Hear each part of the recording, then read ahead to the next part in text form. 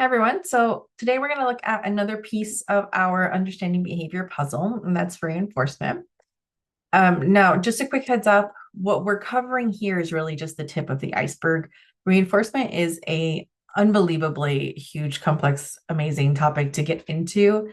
And that's going to be far more than what we can do in the time of this course. That said, I've still chosen to keep this section into our course because even having a very basic understanding of reinforcement can make a really big difference in how we respond to student behavior. And so still incredibly important for us to learn, even if we're just kind of touching on it um, in some today. So let's start with what is reinforcement? Again, big concept, and sometimes often misunderstood because there's so many pieces to the concept of its own. We can really dig in deep there. But very simply, the reinforcement is going to be anything that increases the likelihood of a behavior happening again. That's the entire definition. I literally want you to say this out loud to yourself. Reinforcement is anything that increases the likelihood of a behavior happening again. Once you have that down as like a fact in your head, it makes some of the other stuff a little bit easier. So let's put it in as a fact. Now, reinforcement is not about rewards or treats or even praise necessarily, though they play a part. It just is about what makes the behavior more likely to happen again. Let's look at a couple of really like simple examples here. Let's say we give a student praise and they keep doing what you want them to do. And that's in the simplest way, that is reinforcement. I gave you something, it increased the likeliness of you doing it, you keep doing it. It worked. That reinforcement worked. Or let's say, in a different situation, a student gets out of doing a worksheet by throwing a tantrum, and that works. And so now they're going to throw a tantrum every time a worksheet comes out because it worked the first time. And why wouldn't it work again? It's already been reinforced as something that works to get me what I want. And I'm just going to keep doing it. It actually increased the likeliness of me throwing a tantrum because it got what I wanted, which was to get out of doing this assignment, this worksheet. So even when the behavior isn't something we wanted, it can be reinforced because it works, right? When we talk about reinforcement in behavior, we also are categorizing it in two main ways. We have positive reinforcement and negative reinforcement. So positive reinforcement means that we're adding something right after the behavior to make it more likely to happen again.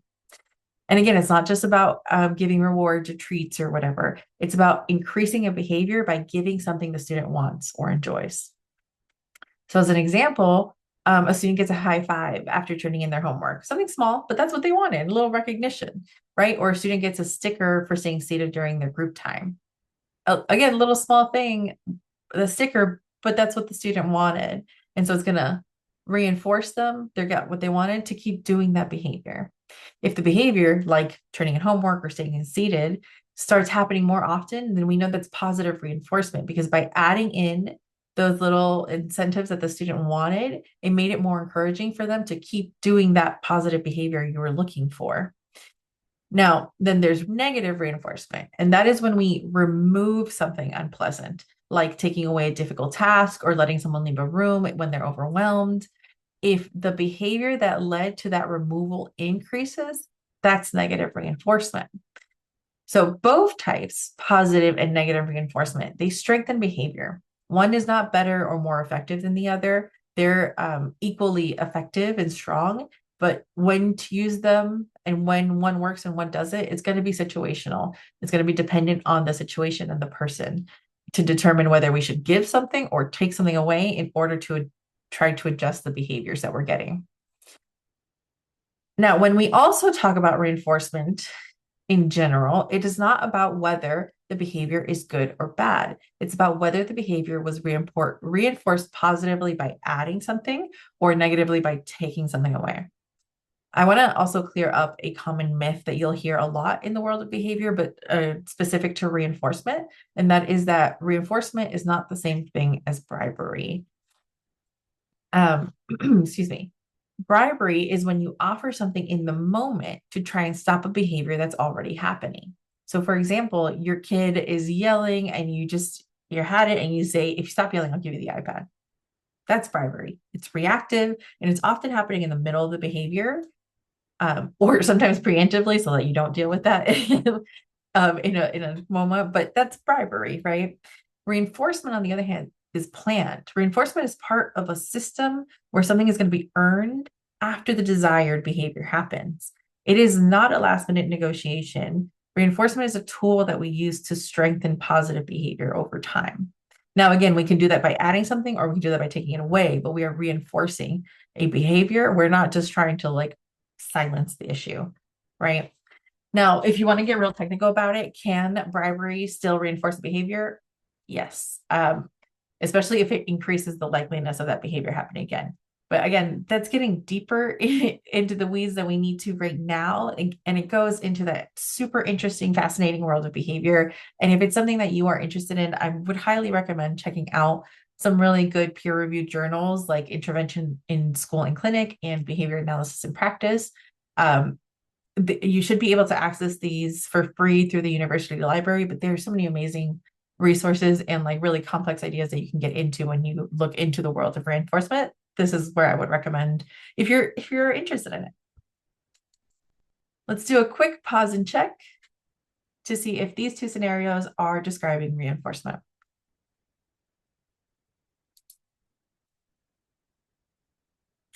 Now, in this first scenario, it is an example of reinforcement.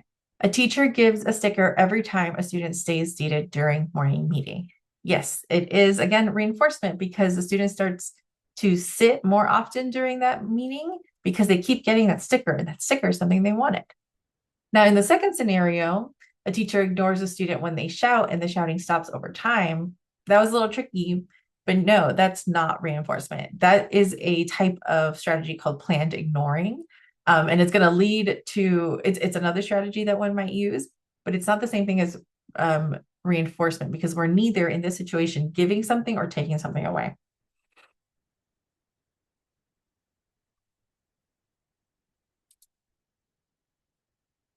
Okay, we're going to dive a little bit deeper into positive reinforcement examples using some experiences from a classroom.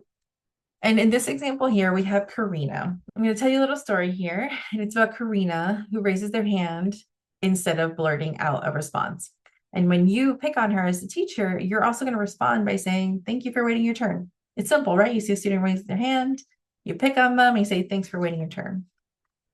That's positive reinforcement. There's a lot behind this to tell us why, and we're going to break it down and see. So first, we are adding something that Karina values, and that is attention and praise. And you do this because you do this immediately after you see her engage in that behavior wanted, which in this case is raising their hand instead of blurting out an answer. You give attention and praise after you see the student do the behavior you wanted, raising their hand. That's what makes it positive and also reinforcing. It's positive because we're adding something, and reinforcing because by adding this thing, praise, it is going to increase the likelihood that Karina will keep raising their hand, which also means when you see Karina raise their hand, instead of blurting out an answer, you acknowledge it. You give it that reinforcement that she needed each time. And maybe over time, a little bit less until that behavior is just like a known thing and it sticks with her, right? Now, how do we know that Karina values praise? How do we know that that's the thing that we should have been adding? Because Karina's your student, you're her teacher. You have been with her for the school year. You have, even if it's just a few weeks, you start to learn and see and observe your students. And every time you've given verbal praise, you notice she sits up a little bit straighter or her face lights up. Her behavior generally is good for a good while once you've kind of acknowledged and praised her.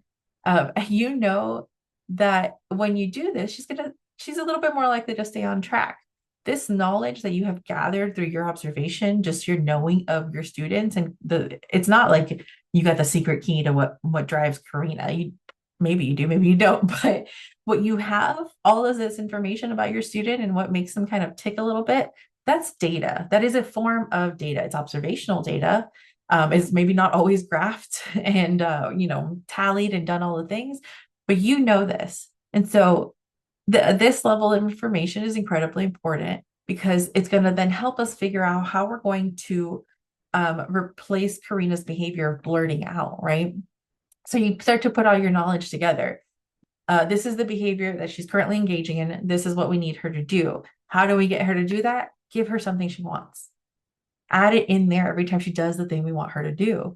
So instead of blurting out every time she raises her hand, we're going to praise because that's the thing that she wants. And we see it start to work. That is what positive reinforcement does. That's what positive reinforcement looks like. When we identify the behavior we want to increase, we find something meaningful to that student and we're connecting them. We constantly provide that meaningful thing after that desired behavior, and we start to see the desired behavior more and more and more. That's what positive reinforcement does.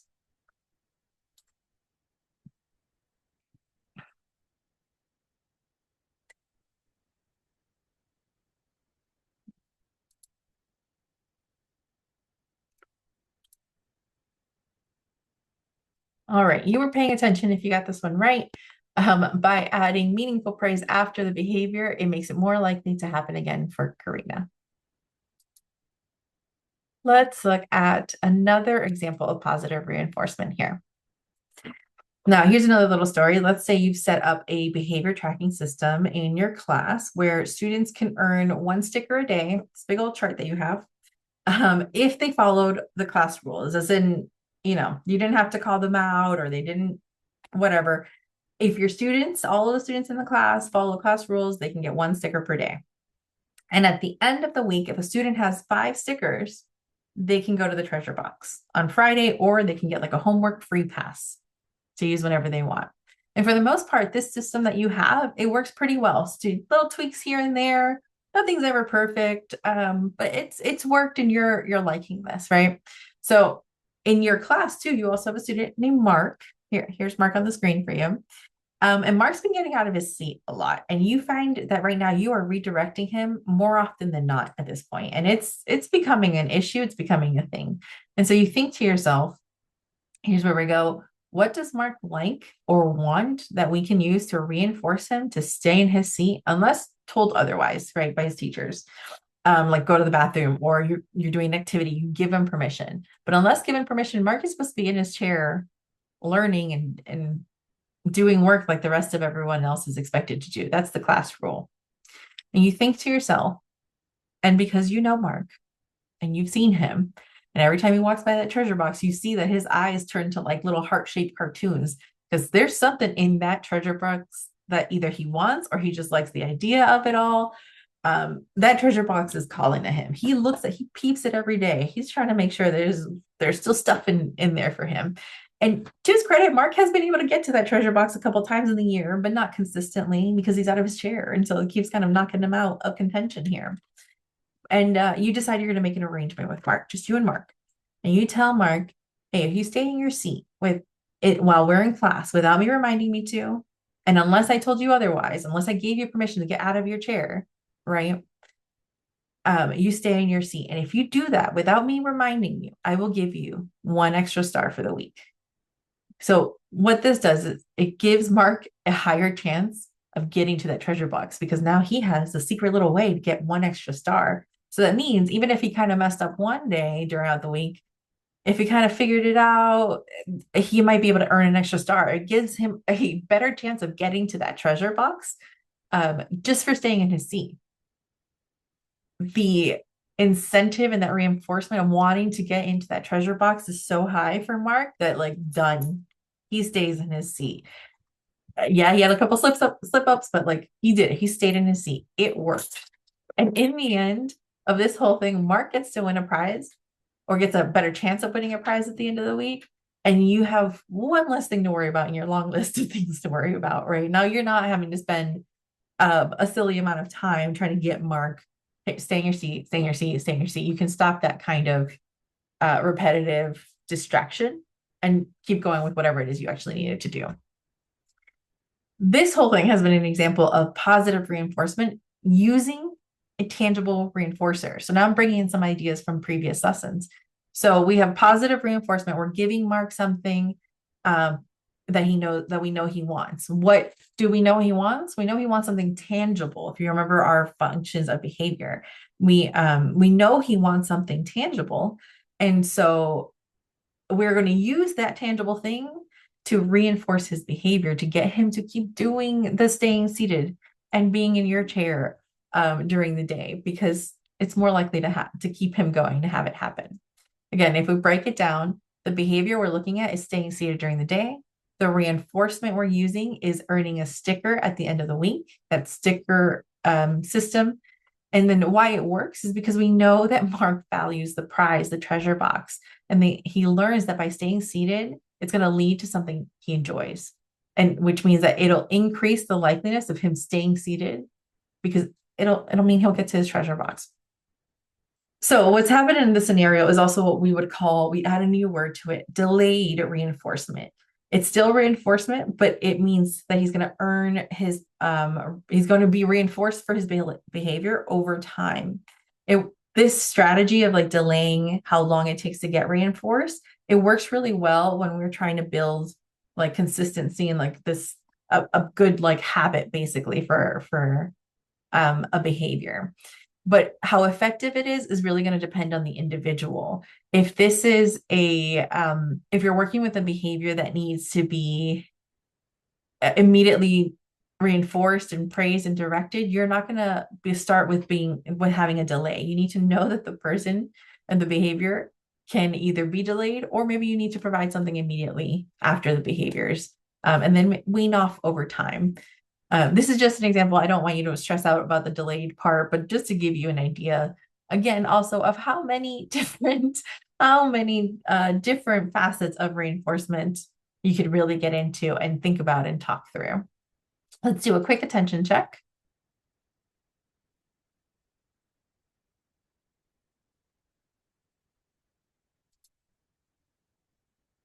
So again, if you were able to follow along with that last example on Mark, the correct answer was B. Mark's sticker and treasure box system is an example of positive reinforcement because he's earning something he values after showing the desired behavior.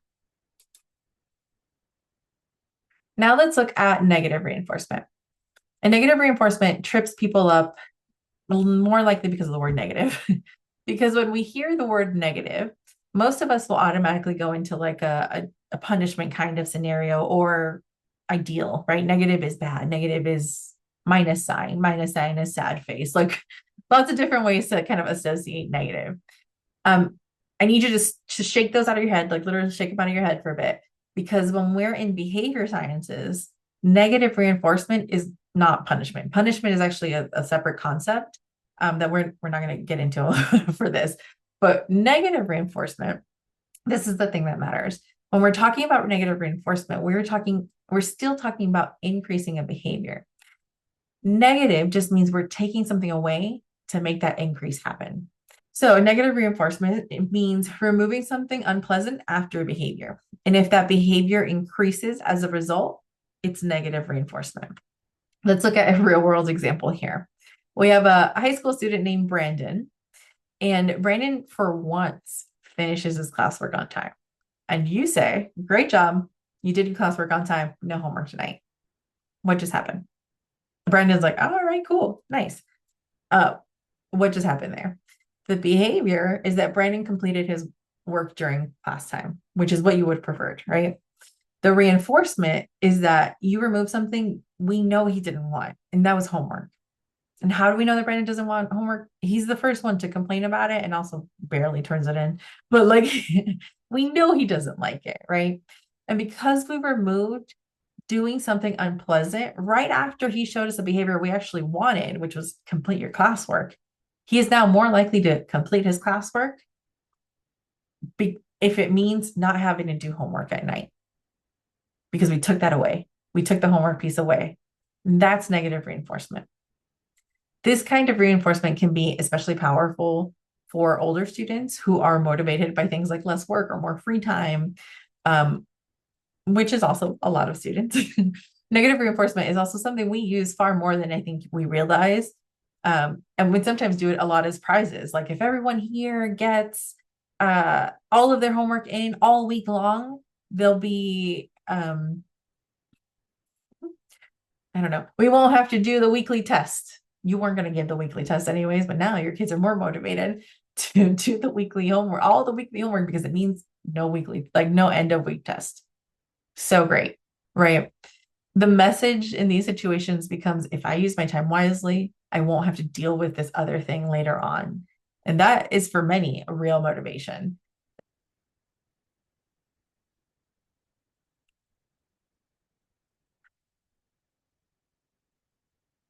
All right. Now, if you were able to follow along with Brandon's example there, finishing his homework or finishing his classwork during class time, and his teacher says no homework tonight, is an example of negative reinforcement because the teacher removed something Brandon didn't like after a desired behavior. Let's look at one more example here for negative reinforcement, and this time with a student who's more quiet and reserved.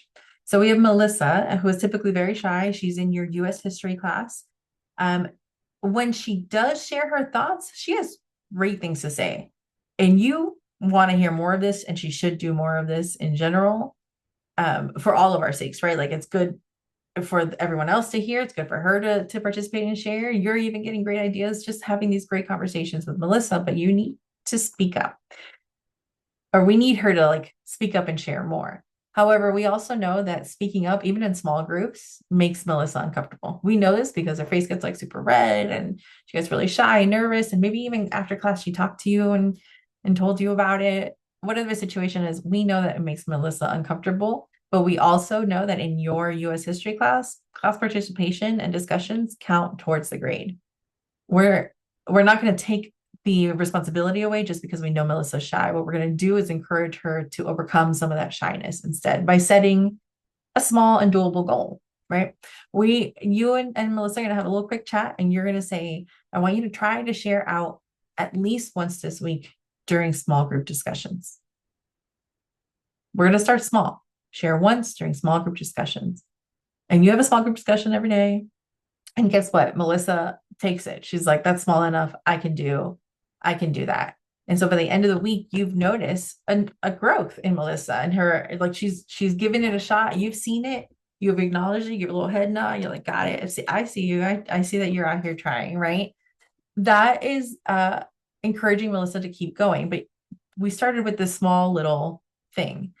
And you tell her after you've seen her do it consistently, and you're like, hey, since you've worked so hard to participate in your group, I'm going to tell you, I'm going to give you some different options for the big presentation at the end of the month. You can write a paper if you want, instead of doing the big PowerPoint presentation in front of everybody, or you can even like pre-record yourself and submit a video. What we've done here is take away the pressure of having to do this big full class presentation in front of everyone at the end of the month, because she's working her way up there. Doesn't mean she's never going to do this. And it doesn't mean we're taking away the requirement related to the work. We've changed the requirement a little bit so she can either write a paper or submit a video. And that's different than just taking it away completely, right? Oh, don't worry about it. You never have to do it again. No, you still have to do the work. What we're taking away in this situation is this pressure to do the big old presentation. This is a negative reinforcement as well. And if we break it down, we look at the behavior that we want is to get Melissa participating more in small group discussions, or just in general, participate more. The reinforcement that we're giving her to do this is removing something that she finds particularly stressful. And that would be the big end of month full presentation that she has to do. By removing that big presentation requirement and changing it to something else, Melissa is more likely to continue participating and building up those participation and sharing skills, because her effort was acknowledged and reinforced in a way that feels far more supportive and manageable for her. And this is an example of how removing something aversive, like public speaking, can be used to help students build confidence over time. When we say we're removing something, sometimes it is like, let's move this thing out of the way completely. It's affecting you from doing what we need you to do. And other times it's, we're going to remove this, but we're going to build up the skills to bring it back in eventually, right? And the reason I wanted to show you this example with Melissa is, especially when we talk about reinforcement, we're talking about addressing behaviors. A lot of the times it's really for those like big disruptive moments and behaviors. And yes, those are incredibly important to know how to manage. But there are also so many other types of behaviors that we want to either support or address and encourage within students who don't maybe have those big and disruptive moments all the time, or rarely, if ever, you've seen, right? Reinforcement, positive or negative, it applies to any behavior. It can apply to any student. You can use them to really support all of your students, regardless of where they might be on the scale of like non-disruptive to very disruptive. You can support every single one of your students. And again, to be clear, we are not lowering expectations. We're building a bridge. And by removing something stressful for a student like Melissa after a behavior we want to increase, we are reinforcing that behavior and helping her move forward at a pace that works better for them. Let's do a quick attention check here.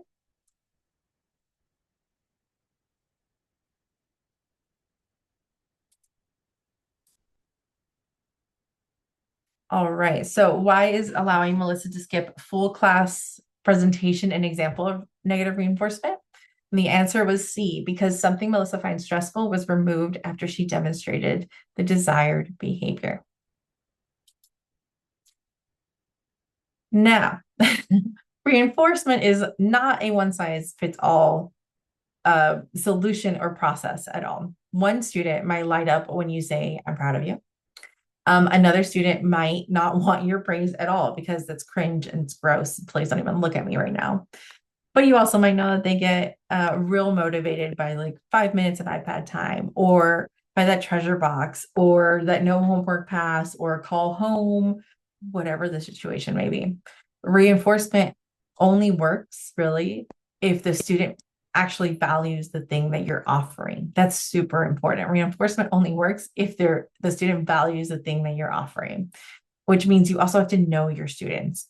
And sometimes when we don't quite know them right away, it also means we have to try a couple things out or try to like narrow down what might actually be valued to our students. And seeing which of that sticks, which of those might be more effective. So on our Canvas modules, I have on this week's Canvas modules, I have a list of supplemental documents on types of reinforcers, and figuring out how to find reinforcers and doing assessments there. Lots of different documents. They're pretty easy to walk through and see on your own, but also just to give you ideas. And so they'll all be on our Canvas page. Finding a person's preferred reinforcer isn't always easy. I'm going to tell you a little quick story about my niece, Sophia. Sophia is incredibly bright, and I think, I'm very biased, but I also think like she's incredibly smart and scary smart, meaning that she's learned pretty well how to read people and push buttons and kind of see some things around individual behavior. It's very impressive, also a little scary. And for a while, my brother would just call me and tell me like he's totally exasperated because they're dealing with whatever behaviors, and he's like, I've taken away her iPad, we've taken away the TV, her favorite shows, dessert, like nothing. None of this matters to her. Every time we're trying to like punish her, and nothing works. She's just like rolling her eyes and slamming the door and giving attitude. And if you can't guess, Sophia is a teenager. And so naturally, like he's thinking like nothing affects this kid, nothing matters to them. And I, knowing it and listening to him on the phone being exasperated, I'm like, that's not true at all. Something matters. We got to figure it out and see how we can use that. And maybe it's not a takeaway situation. Maybe it's a give situation. So I asked him, like, what does she actually care about? And I know my brother, and I know, we talk quite often. I know that what he does with his kids all day, and they're big sports family. Everybody plays some kind of sports. And he doesn't really go to Sophia's sports as often as he does his other daughter, his older daughter, or his son. Maybe because she's not the best at it, but it doesn't matter, right? Apparently what she wants is her dad to come and see her play sports like she does for her siblings, and like to be as enthusiastic about it. It looks like that seems to be really important to her because he doesn't really do it often. And when he does come, he's all in it. He's there, but he doesn't come as often because he's kind of more concerned about the other two kids that he has that play more competitive sports, and they're in leagues and doing a bunch of different things. And so he tends to go to those more often and show his support more often there. I was like, you need to go to her things more. She's doing all of this. She's having these behaviors because she's not getting the praise or the attention that she feels she needs to get. This was my guess. I might have told him a little bit differently than this, but this was it, right? And it turned out that what looked like defiance was really her trying to get his attention. The stuff that he was taking away whenever she was like misbehaving, It didn't matter. What she wanted the most was to be reinforced with his time and his presence. And I also put this out there to say, especially for you parents, this does not mean in any way that this child was being neglected by presence and time. It just meant like this extra activity piece in her life wasn't being valued, and maybe she was feeling it and she wanted to have the acknowledgement as well. And it kind of carried over into other aspects of her life, right? So instead of punishing her or with less connection or taking away things that again we know don't really matter to her, what my brother started doing is praising her when she handled things well. And he built in little times where they can hang out, not just at sport events, but he also made sure I'm going to sport events. I'm going to sport events. She's going to know. And guess what? The attitude, the stress, the issues that they're feeling, not totally gone. She's still a teenager. Lots of feelings happen. Things change day to day. But a lot of that stuff, it started melting away because she's getting the level of praise and recognition and acknowledgement that she felt that she maybe wasn't getting before. Now, could she have told us this about herself? I'm not really getting this kind of like attention and love from you guys. She could have, for sure. Do I think a 15-year-old has the best emotional maturity capacity and maybe like verbal abilities to say this to their own parents? Sometimes, yes, some do. In this case, Sophia was probably didn't really even recognize it herself. This is us putting together some pieces and trying to figure it out to support her, to get her to do those better behaviors, those different behaviors. Now, this is what went down for Sophia. If we looked at my oldest niece, my brother's oldest daughter, Brianna, um, she could care less about like praise and attention. But if you talk to her about those new pair of Jordans, now we got a totally different reinforcer, right? Like she now hers might be a little bit more easy to figure out in terms of like, oh, if I just get her the shoes or promise her the shoes after she gets those A's in school, we're gonna get those A's. It's not at all the same for Sophia. People are different, even within the same household, and you might have to find the right way to reinforce the behavior for the individual that you're working with. We're going to do a pause and check here with two different scenarios, one about Derek and one about Evelyn.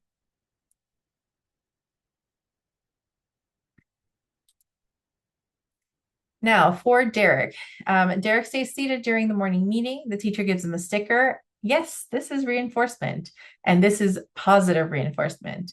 What is positive here is that we are adding a sticker to the situation after the desired behavior, and this is increasing the likelihood that it's going to happen again. And in the second scenario, Evelyn completes all of their classwork during the period. The teacher acknowledges their effort and excuses them from the usual end of class cleanup task. This is an example of negative reinforcement because something the student didn't want, which is that cleanup duty, was removed after the desired behavior, making it more likely they'll complete their classwork again. So how do we talk about all this reinforcement and actually use it in our classrooms? The key here is to build what I like to call the reinforcement toolbox. It's your set of go-to strategies and rewards that you can use naturally and consistently throughout the day. I would suggest starting off simple but meaningful.